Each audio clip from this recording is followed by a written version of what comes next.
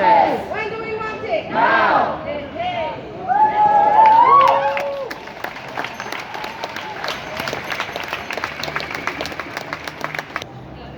Hallo lieben Menschen, es kam gerade nochmal die Ansage, Sicherheitsabstand zu halten. Super wichtig einfach, also nicht nur, weil es nur um irgendwelche Regeln geht oder so.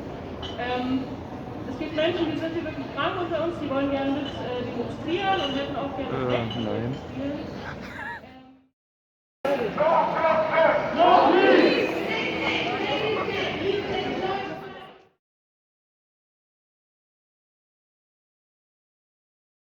What do we want? Justice! What do we want?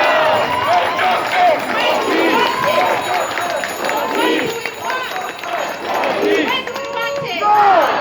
Say his name! George Floyd! Say his name! George Floyd! Say his name! George Floyd! Black lives Black lives Matter!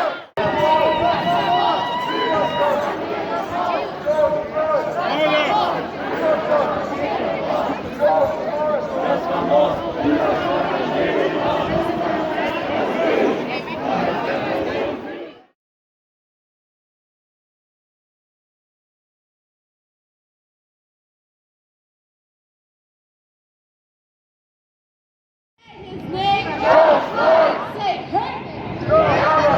Say his name! George Floyd! Say her name! Breonna Taylor! Okay, so when I say his name, George Floyd,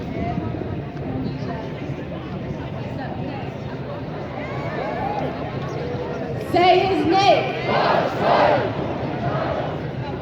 Say his name! George Floyd! Warum zweifle ich und frage mich, kann ich das überhaupt? Darf ich das? Angst davor, zu laut zu sein oder zu leise zu sein, zu viel Raum einzunehmen und vielleicht auch noch was Falsches zu sagen. Warum kann ich nicht einfach beschließen, mich zu äußern, zu Menschen zu sprechen und darin zu vertrauen, dass es immer wichtig ist, die eigene Stimme zu erheben?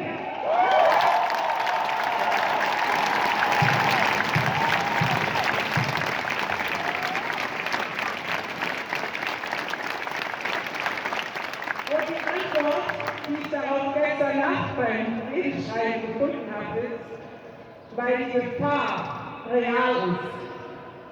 Sie ist immer da, im Kleinen wie im Großen. Sie ist da in Form einer fremden, tätschelnden, weißen Hand, die unerlaubt aus dem Licht nach Afrohaaren greift. Sie ist da in Form von Blicken in der Bahn, die einen mit purer Abwertung versuchen zu zerstückeln. Sie ist da in Form von nationalsozialistischen Untergründen und Nazis, die am hellsten Tag POC und schwarze Menschen erschießen. Und sie ist da in Form von europäischen Grenzpolizistinnen, die Menschen auf hoher See sterben lassen und aktiv töten und zurück in die Hölle schicken.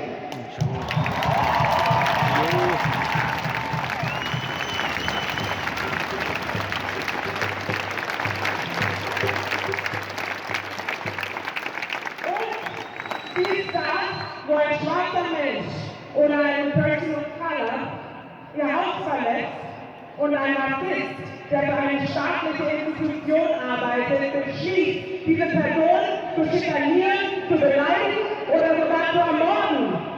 Und da wir viel so oft nicht einmal belangt wird.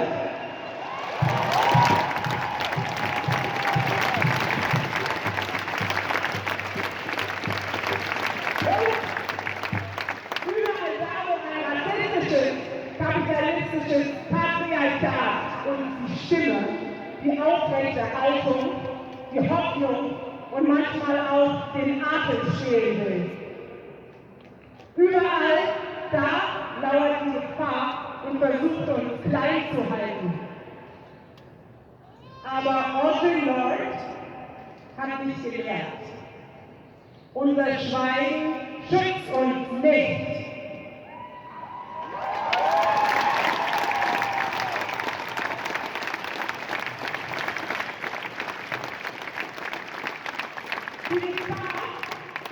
Die Gefahr ist immer da, aber auch unsere Worte werden da sein.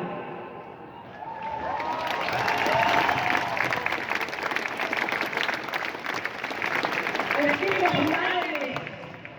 lange nicht genug Stimmen von schwarzen Menschen, von POC-Menschen, migrantischen Menschen und darin nie genug Stimmen von Nicht-Cis-Männern und nie genug Stimmen von queeren Personen, von Menschen, die behindert werden, von Menschen, die selbst oder deren Eltern vielleicht keinen Uni-Abschluss haben. Und wir brauchen sie alle. Verschiedene Stimmen, wütende Stimmen, liebe Stimmen, traurige Stimmen.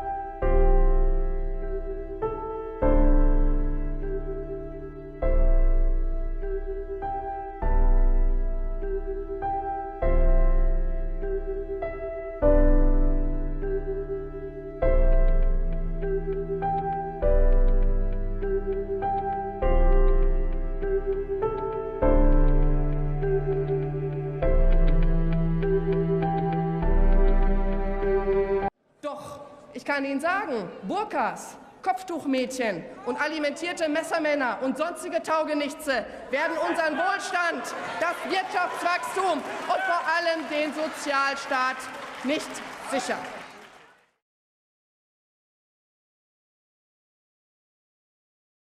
Wenn wir kommen, dann wird aufgeräumt, dann wird ausgemistet, dann wird wieder Politik.